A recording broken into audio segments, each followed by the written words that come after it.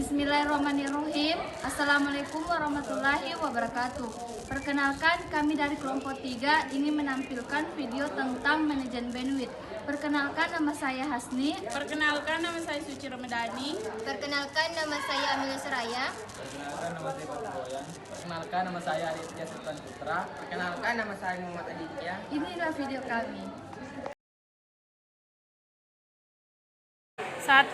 Pengertian bandwidth. Bandwidth adalah besaran yang menunjukkan seberapa banyak data yang dapat dilewatkan dalam koneksi melalui sebuah network. Istilah ini berasal dari bidang teknik listrik, di mana bandwidth yang menunjukkan total jarak atau berkisar antara tertinggi dan terendah sinyal pada saluran komunikasi band. 2. Fungsi bandwidth. Berikut ini ada beberapa fungsi bandwidth yang berdasarkan penggunanya. 1. Ukuran media pengiriman data. Fungsi bandwidth yang pertama adalah sebagai ukuran media atau jalur pengiriman data yang dimiliki oleh suatu komputer atau jaringan tertentu. Fungsi ini hampir berlaku di dalam semua tempat yang memiliki jaringan komputer. 2. Membagi kecepatan transfer data. Fungsi lain bandwidth adalah sebagai pembagi kecepatan transfer data, sehingga kecepatan yang dimiliki dapat didistribusikan secara adil ke seluruh pengguna. Pembagian ini juga untuk membatasi agar antara pengguna tidak saling berbuat bandwidth. 3. Mengatur besar data yang ditransfer. Administrator jaringan terkadang melakukan pembatasan besar data yang dapat diakses atau diunduh dari internet. Hal ini bertujuan untuk mengurangi trafik yang tinggi dalam jangka waktu yang lama. Trafik yang tinggi dalam jangka waktu yang lama yang dapat mengganggu stabilitas jaringan karena mempengaruhi kapasitas bandwidth yang tersedia. Adapun jenis-jenis bandwidth. Jenis-jenis bandwidth dibagi menjadi 2. Yang pertama, digital bandwidth. Digital bandwidth adalah jumlah atau volume data yang dapat dikirimkan melalui sebuah saluran komunikasi dalam satuan bits per second tanpa distorsi. Yang kedua, analog bandwidth. Analog bandwidth adalah perbedaan antara frekuensi terendah dengan frekuensi tertinggi dalam sebuah rentang frekuensi yang diukur dalam satuan hertz atau siklus per detik, yang menentukan beberapa banyak informasi yang bisa ditransmisikan dalam satu saat. Yang keempat, pengertian manajemen bandwidth. Manajemen bandwidth adalah suatu alat yang dapat digunakan untuk manajemen dan mengoptimalkan berbagai jenis jaringan dengan menerapkan layanan quality of service untuk menetapkan tipe-tipe lalu lintas jaringan, sedangkan quality of service adalah pencapaian di dalam suatu sistem komunikasi data. Yang kedua, pengertian lainnya, manajemen bandwidth adalah proses mengukur dan mengontrol komunikasi atau lalu lintas paket pada jaringan untuk menghindari mengisi link untuk kapasitas atau overflowing link yang akan mengakibatkan kemacetan jaringan dan kinerja yang buruk. Manfaat dan tujuan manajemen bandwidth adalah ada beberapa metode yang digunakan untuk mengatur trafik dan antaranya adalah 1. Di-scan paket, yaitu membuang tarif yang telah melewati batas parameter tertentu yang telah ditentukan. 2. TCP Route Control, yaitu mengatur transmisi data berdasarkan pengaturan besarnya ukuran Windows TCP. Sesuai dengan namanya, maka metode ini hanya berjalan untuk aplikasi berbasiskan protokol TCP. 2. Winning mengklarifikasikan paket, selanjutnya menempatkan paket pada antriannya dan kemudian dilakukan penjadwalan pengiriman. Pada metode ini dapat banyak algoritma yang dapat digunakan untuk mengatur tarif, misalnya rate, CBP, ATB kecil dan lain-lain. 6. Manfaat manajemen bandwidth. Manfaat dari manajemen bandwidth adalah: 1. Semua komputer dapat menggunakan internet dengan lancar dan stabil pun. Sama ini komputer menggunakan internet dalam waktu yang bersamaan. 2. Semua bagian unit komputer mendapatkan bandwidth sesuai dengan kebutuhan koneksi internet. 3. Memaksimalkan bandwidth di semua unit komputer. 4. Membantu admin adalah mengontrol bandwidth. 7. Fungsi manajemen bandwidth.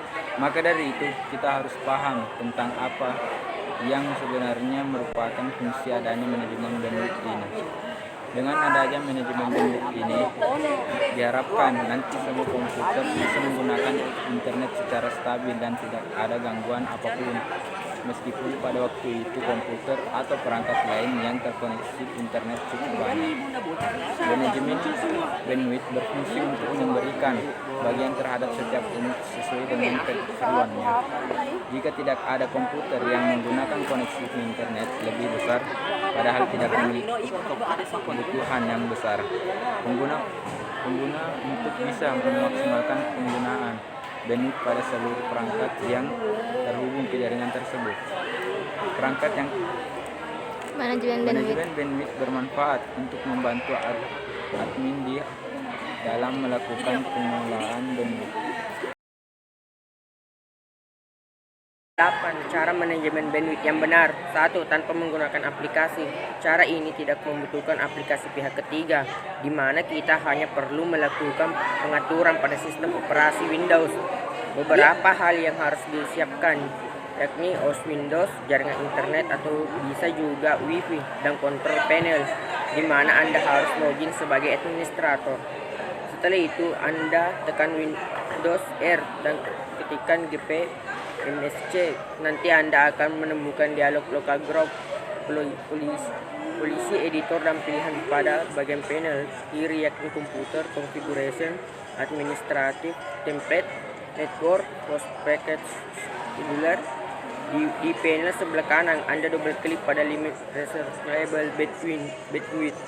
Kemudian Anda harus memilih radio enable dan tinggal mengatur beberapa kecepatan yang diinginkan. Presentasi yang Anda atur itu akan dibagikan kepada klien, sementara sisa dari presentasi tersebut akan digunakan oleh komputer Anda. Jika sudah selesai, maka Anda tinggal menutup semua kotak dialog tersebut dan tinggal restart komputer Anda. Dengan menggunakan aplikasi. Adapun aplikasi yang digunakan untuk melakukan manajemen bandwidth adalah P2PO over, yang sebenarnya memiliki fungsi yang sama dengan router. Beberapa bahan yang harus Anda siapkan terlebih dahulu antara lain OS Windows, jaringan internet atau WiFi, kontrol panel, serta administrator, dan tentunya aplikasi P2PO over. Langkah pertama, Anda harus menginstal aplikasi tersebut dengan sesuai instruksi yang diminta.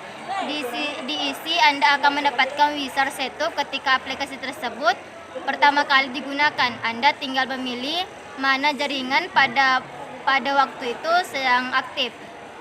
Anda tinggal menunggu sampai proses inisialisasi selesai dan kemudian Anda harus melakukan IP request. Pada setting, Anda pilih selus setting dan Anda harus mengisi dengan nama konfigurasi secara bebas.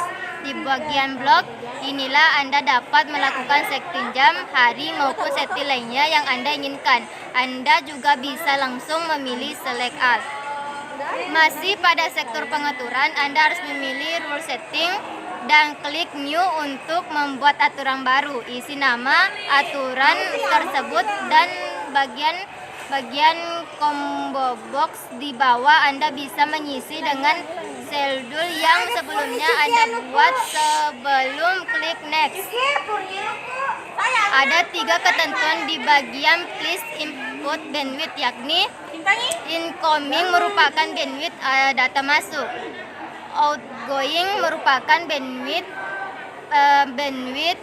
data seluruh. Di bagian P2P Anda harus mencetak P2P yang hendak Anda blok. Jika tidak ada, langsung next. Langkah selanjutnya adalah di bagian HTTP FTP download. Anda harus mengatur ekstensi yang ingin Anda blok. Untuk formatnya cukup 3, yaitu X, zip, RAR, MKV, dan ISO. Di bagian www tinggal Anda klik next, dan untuk ACL juga tinggal langsung next. Di tampilan utama Anda harus mengklik scan sehingga menemukan klien yang terkoneksi dengan jaringan internet Anda. Untuk daftar teratas adalah komputer kita. Jika hendak membatasi akses dari host, maka klik kanan di bawah host yang tersebut dan klik apply rule to host select. Jika sudah, klik start di mana proses manajemen bandwidth akan mulai bekerja. Sekian dari video kami. Wassalamualaikum warahmatullahi wabarakatuh.